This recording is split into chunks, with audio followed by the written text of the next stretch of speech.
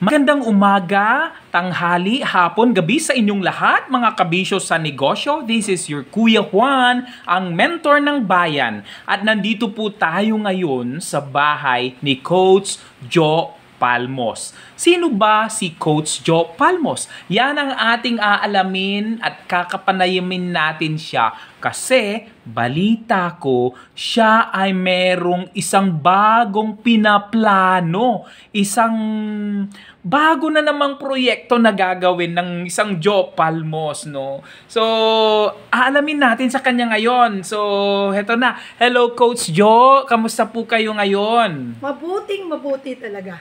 Ayan, so positive na positive si Coach Joe Palmos, no? Yes. Ayan, nabalitaan ko nga po dun sa inyong asawa na kayo po ay nagbabalak na mayroong isang proyekto na namang ilalabas, which is yung, Borrowtenics. Ayan, so please help us understand, Coach Joe, kung ano yung Borrowtenics na yan. Kasi ang alam ko lang yung mga calisthenics, yung mga ganon-ganon, no? So, hindi ko alam. So, para malaman naman ng ating mga kababayan at ng ating mga viewers kung ano yung meron sa Borrowtenics na yan. At syempre, para malaman namin kung paano kami makikipag-participate dyan. Kasi balita namin, this is for all. Para sa mga Filipinos daw to. So, pakilala mo naman, Coach, kung ano yung na yan, Borrowtenics na yan. Okay. Na-dream ko to noon, yung isang Borrowtenics. Sabi ko, nung ako'y nagkaroon ng impaired eyes, no? Sabi ko, parang gusto ko magkaroon ng advocacy. So, isang advocacy na gusto ko, ako talaga originally ang mag-innovate. Yes. Oo, hindi ko ginaya sa iba ng mga title. So, sabi ko, Borrowtenics. Why Borrowtenics? Kasi yung borrow, galing yan sa word na ballroom. Okay, yung tenics, galing sa calisthenics. Alam mo naman yung calisthenics. Yes. It is a physical fitness program. Yes. Diba? O physical activity na pwede doon ma-apply natin yung endurance, yung agility, balance, strength, etc. Yes. So sabi ko, sa dance, pwede natin gawin isang exercise na kahit mag-isa ka lang sa bahay, pwede mong gawin. So sabi ko, ano kaya ang anuhin ko sa Borrowtenics ko?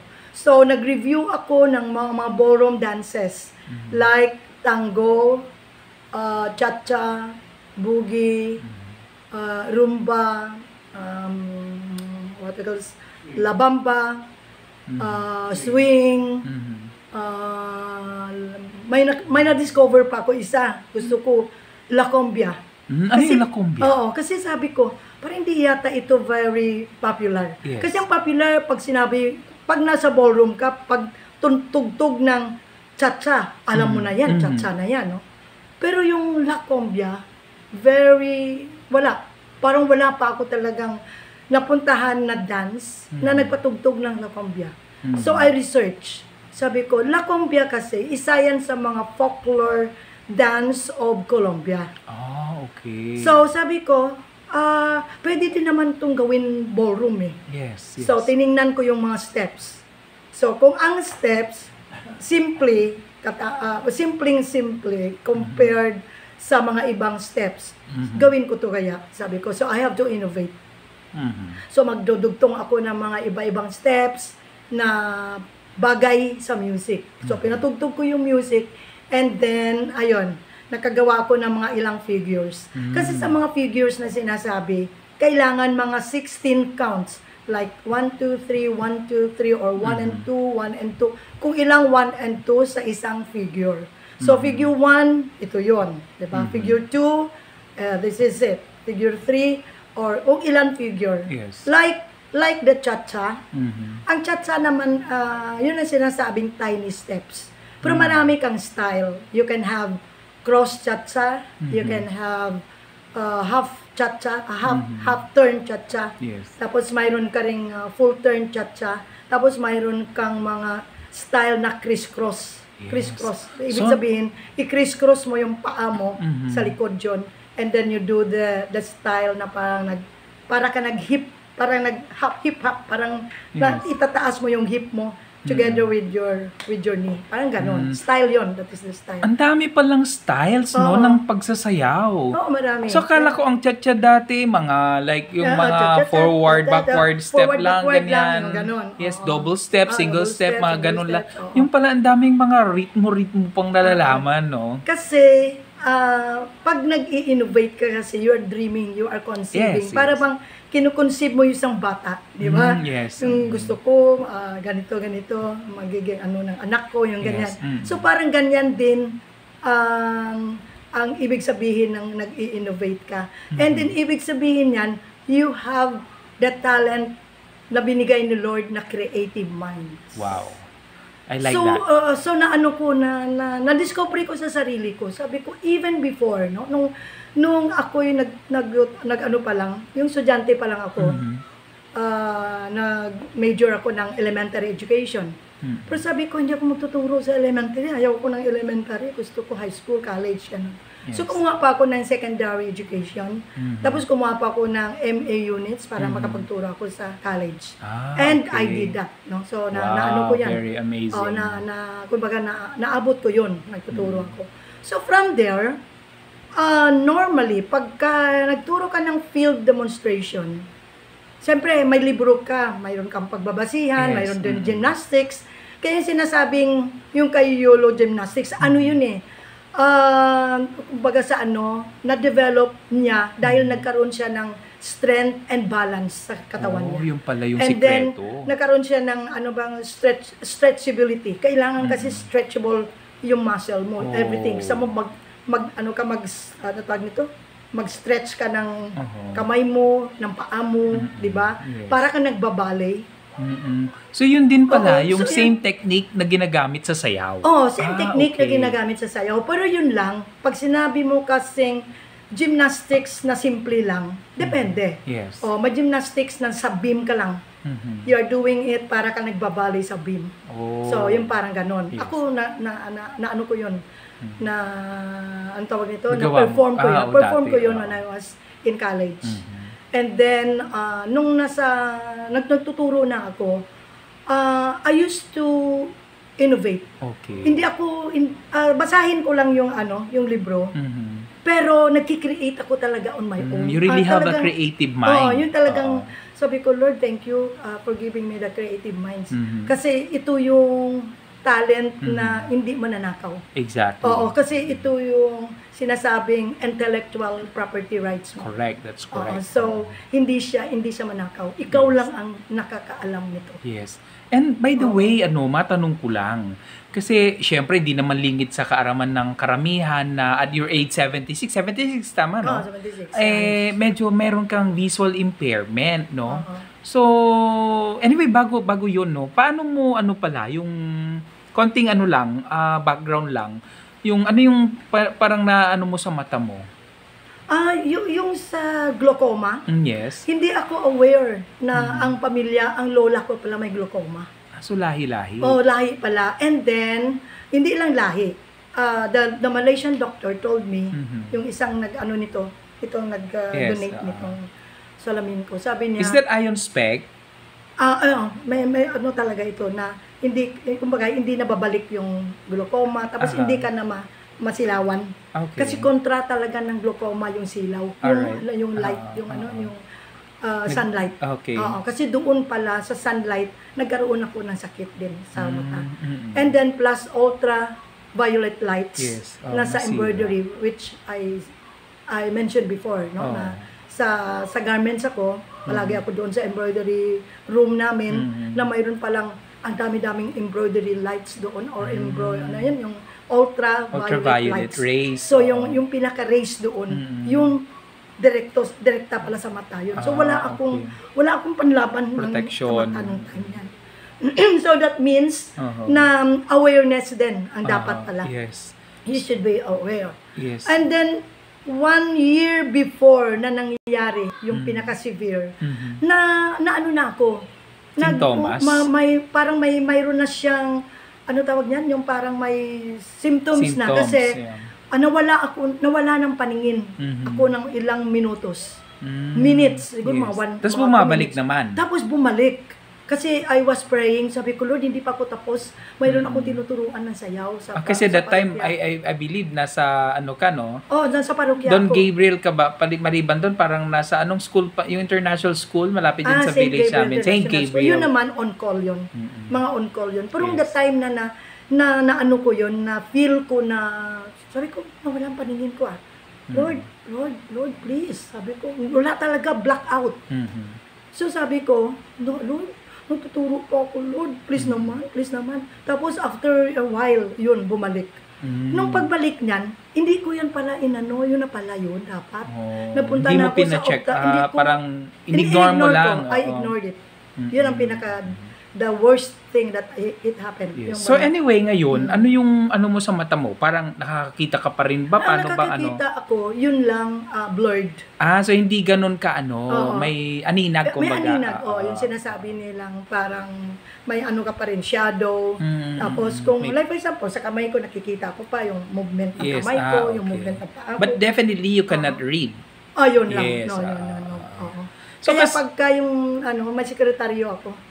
Yeah. So kaya ako tinatanong kasi nung kunento ko 'yon sa isang friend ko, na-amaze nga siya, and then sabi nga niya, paano siya sasayaw na hindi nakakakita ka mo, hindi nakakita. So sorry, pero mali pagka ko sa kanya kasi yung parang ang feeling ko kasi parang bulag, hindi nakakita. Pero yung pala may aninag. Okay. So at least malinaw na kayang-kaya pala ng isang Coach Joe Palmos na sumayaw pa, magturo pa. Though, syempre, affected na ng konti. Pero, syempre, of course, sa galing naman na isang Joe Palmos, di ba?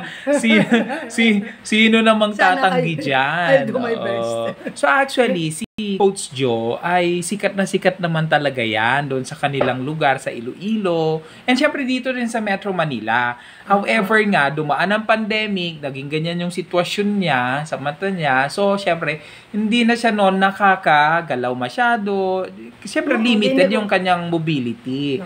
But now, since the emergence of social media, lahat na, YouTube, Facebook, and everything, nung nagkita ulit kami, sabi ko nga sa kanya, kunento ko na nagko-content creation na ako, gumagawa na ako ng mga contents. So, doon nagka-interest nga siya na, paano turuan mo ako, ganyan. So, tsaka ko naalala na talented talaga ang taong ito at talagang napakagaling niya. So, why not na mai-share nga niya yung kanyang talent? So, na-encourage ko siya na gumawa ng contents, ganyan. And then, tsaka later on, nalaman ko nga kay Tito Lorenzo, yung kanya asawa, na gusto nga daw niyang mag-create ng isang proyekto na katulad nito, Ballrotenics. So, tuturuan niya tayong lahat ng viewers. I mean lahat. Kasi ang isang Coach Joe Palmos, guys, ay hindi lang pang Pilipinas. International ito na naging manager, export manager. Tama, Coach Joe, no? Yan. At ikwento mo lang ng bahagya lang naman para sa kaalaman ng karamihan na yung mga na pag mo lang, parang mga bansang napuntahan mo na kung saan nakikita mo yung, di ba sabi mo nga, may mga sayaw kang nakikita doon, natututo ka. Kaya nga naisip niya na maging dance innovator kasi hindi lang cultural dances ang tinuturo niya. Talagang ini-innovate niya. She's like doing it herself. Kinocurate niya yung mga sayaw na yon. Ginagawa niya ng kakaibang technique. Basta, abangan nyo na lang po kasi sa YouTube, sa Facebook, ay meron po siyang mga ipopost yan at meron po talaga siyang mga live content creations na it's more of doing this Ballrotenics things. And of course, siya ay open pa rin po na magturo. Kayang-kaya po niya yan. At ano nga ba yung advokasya mo, Coach Joe, para dun sa mga visually impaired? Kasi na-mention niya minsan sa akin yan eh. Oo, yung sa mga visually impaired, kailangan kung ano yung talents nila na ipalabas, kailangan like for example, sa akin, no, sa mata, especially ganon, and then may talent ka sa music, may talent ka sa dancing. So encouragement, you will support them to bring them out into public para ma-entertain naman tao and mawala din yung kanilang mga, kasi I'd like to understand na, I would like to believe na ang mga cases tulad ng sa inyo, maraming depression ang pinagdadaanan niya, no? Ikaw ba dumaan ka sa ganyang sitwasyon? Grabe. How did you manage that? Siguro talagang I learned to accept it. Wow. Acceptance, number one. Acceptance. Okay. Kasi nung hindi ko talaga ma-accept yun, umiiyak ako mag-isa. Sabi ko, Diyos ko, bakit nangyari ito sa akin? Wala ako ng trabaho, strike dito, strike doon. So, saan ako pupunta? So, naisip ko, sabi ko, hindi, mayroon pa pala ako isang profession ko pala. Yung original profession ko. Sabi ko, what for kung ako'y magtuturo? Pero nung habang ako naman ay kinukuha na mag-permanent na PE teacher, na ano ko naman, sabi ko, ayaw ko na magturo. Parang nagkaroon din ako ng tawag nito, nawala ng gana. Sabi ko, ayaw ko na magturo kasi maano na naman yung voice ko. Kasi nasira ng voice ko eh. Ay, in short pala, si Coach Jo, magaling din kumanta pala ito. Maisingit ko lang po, na naging kaibigan niya si Pilita Corrales. Siyempre, isang napakagaling na singer yan, na pride ng Pilipinas.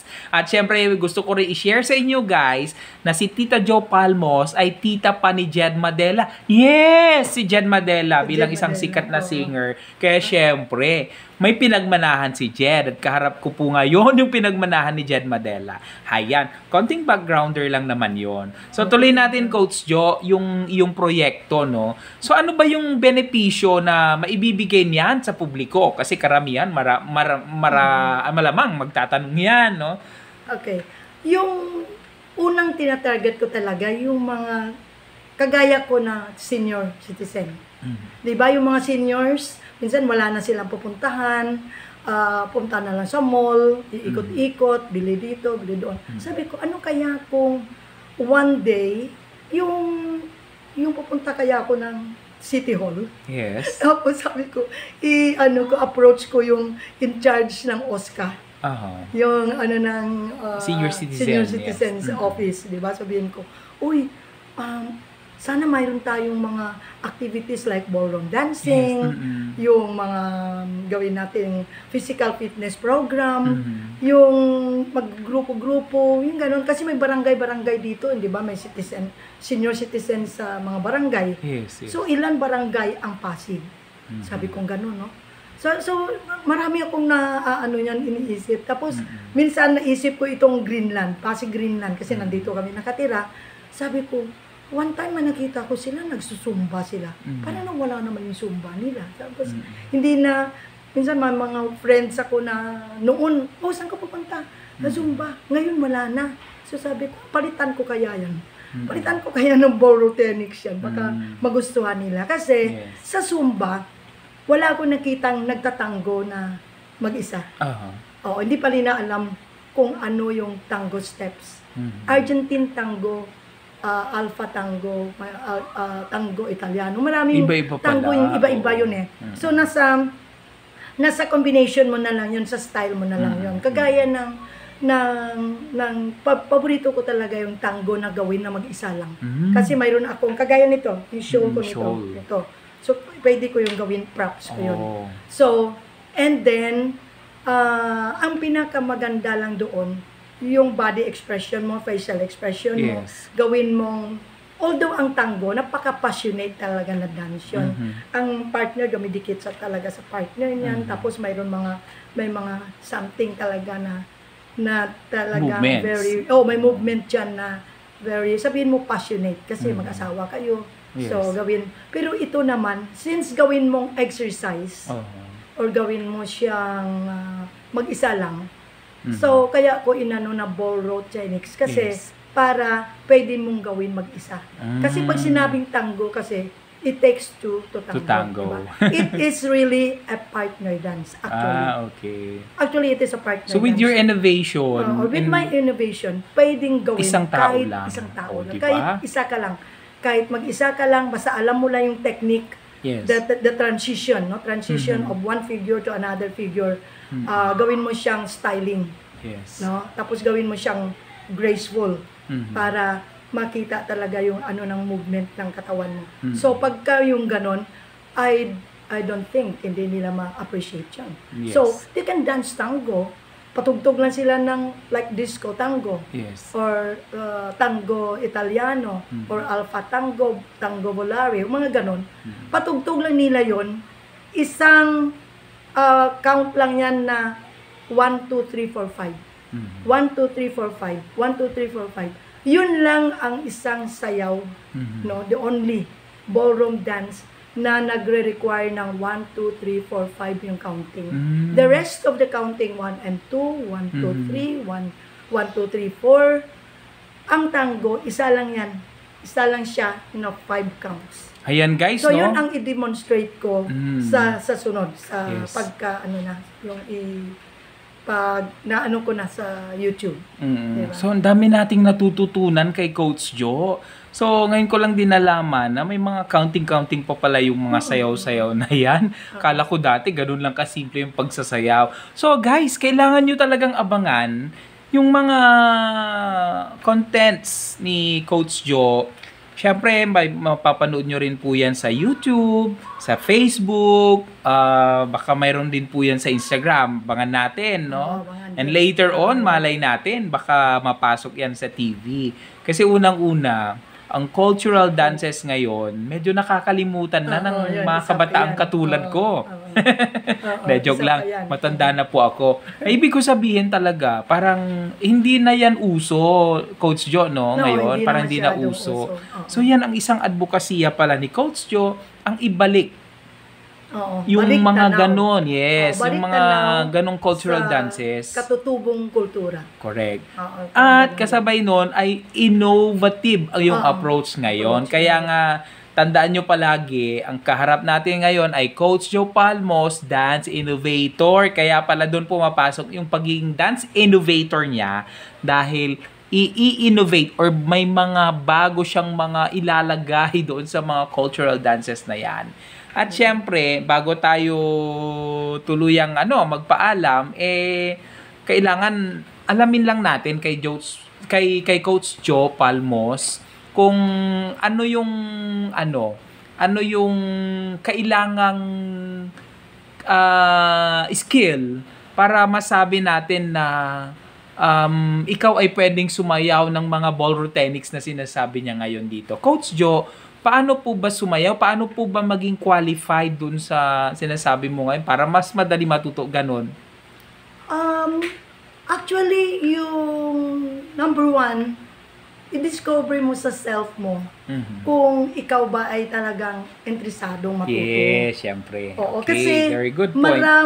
marami ang sumasayaw na hindi nila alam na yan pala ay mambo steps, yan pala ay tango steps, yan pala ay swing, yan pala ay ganito, la cumbia or la bamba, lambada, yung mga ganon. Yes. Kasi may kanya-kanyang steps yan sila eh.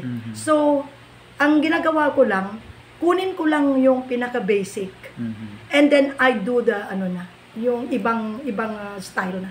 Ini-stylingan ko lang. Yes, yung pala yun. Oo, kaya sabihin, ay mambo pala yun. Pero nakikita mo yan sa mga sayaw na yung sa Zumba. Nakikita ko yun yung nagsusumba. Sabi ko, alam mo ba yung kung anong steps yan? Saan na steps yan? Sabi niya, hindi. Okay. So, ganun din. Kailangan din dance education. Yes. Oo, okay, kailangan din na alam mo kung saan na-originate yung mga sayaw niyan. Kailangan din ang historic impact niya. Okay. The historic impact. Yun ang pinaka, talaga.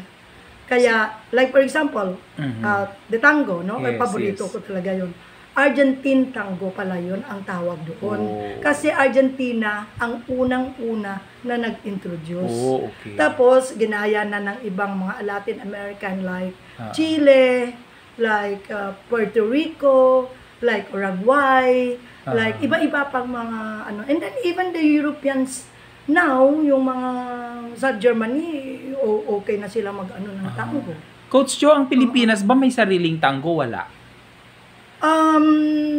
Yeah, may traditional tango tayo. Meron? Oo, hindi ko nakita yung Argentine tango na steps doon. Okay, When I so was iba. dancing the tango before with my father, kasi father ko magaling din sa sayaw. Okay, doon ka nagmana, malamang. PE ano din yan eh. Instructor. Tapos, magaling din siya sa music. Okay. Music teacher din siya nung that time nan. So, doon ko na-realize, sabi ko, wala pa ako nakitang Argentine tango. Wala. Nung dance noon, parang step, forward, backward, tapos yung ganyan lang. Sabi ko, iba talaga pala pag nakapag-aral ka ng mga dance steps. Yeah. Yung anuhan mo talaga na dance steps. Yan. Like the Cotillon de Honor. Yes. Yung before na nalaman ko na may Viennese waltz pala. Kasi Vienna pala ang nag-originate. Okay. Oo, sa Vienna, Austria. Okay. Sabi ko, may Viennese waltz pala. Ay, ang tinuturo na namin noon, forward waltz, sideward waltz, cross waltz, yun lang. Taran, ganun lang. Pero wala siyang special step na talagang sinasabing Viennese waltz. Until I met the couple na galing originally from Austria at nagpaturo talaga ako. Okay. So yan pala no guys no, hindi pala ganon kadali na sumayaw na sasabihin mo marunong ako sumayaw hangga't hindi mo nauunawaan kung saan nanggaling yan at paano ba yan gawin ganon. So importante naman talaga na meron tayong isang Coach Jo Palmos na dance innovator kasi siya yung mag-guide sa atin. So parang first time talagang makarinig ako ng isang dance innovator na nakatutok talaga siya sa cultural dances, no? So abangan na lang natin, guys. So any last words, Coach Jo, bago natin i-end yung ating content na to? First of all, I'm very thankful, especially you. Thank you. Na talagang hindi mo tinatantanan. Kailangan talaga. Start na natin. Kaso August, nag-fall sa August, busy tayo lahat. Yes. Sabi ko, ayoko ng August. Ghost month, according to Chinese. Chinese, wag tayo. Sa September na tayo mag-start. Yes. Tutok na. So, kailan in September are you planning to start your program?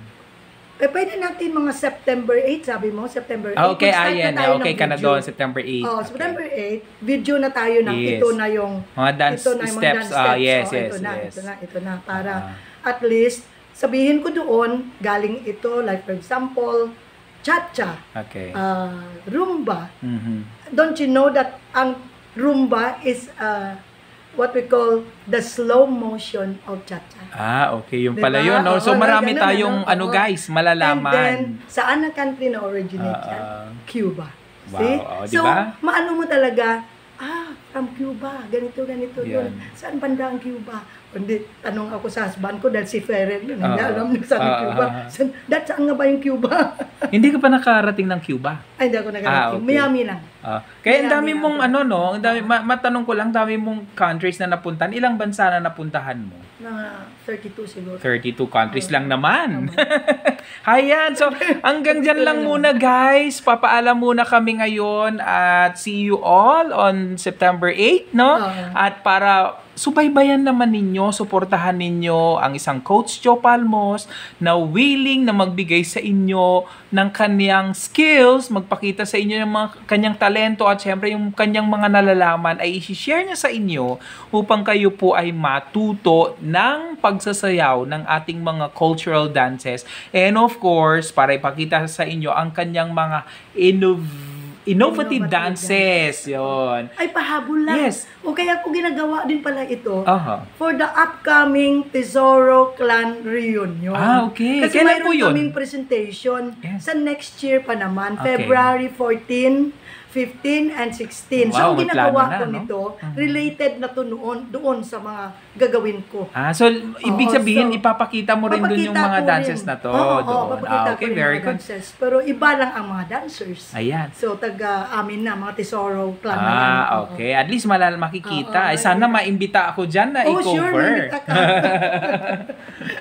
Why not? Isa kang vlogger. So, Ayan. isa ka doon sa mga iba-vlog mo yung event nyo, no? the event, Sige. no? Kung ano ka-importante yung tinatawag na reunion ng mga magkamag-anak. Yes. Diba? So, yan. Oo. Maraming salamat sa inyong lahat sa panunood, pagsubaybay, sa patuloy na pagsubaybay sa Bisyo Negosyo, pagsubaybay kay Kuya Juan, Mentor ng Bayan, at mayroon po tayong bagong susubaybayan. At yan po ay si Coach Joe Palmos, na isa po talaga siyang napakagaling na singer, dancer, and napakagaling na mother. Yan. At syempre asawa sa kanyang napakabuting asawa na si Tito Lorenzo Palmos. So guys, Thank you.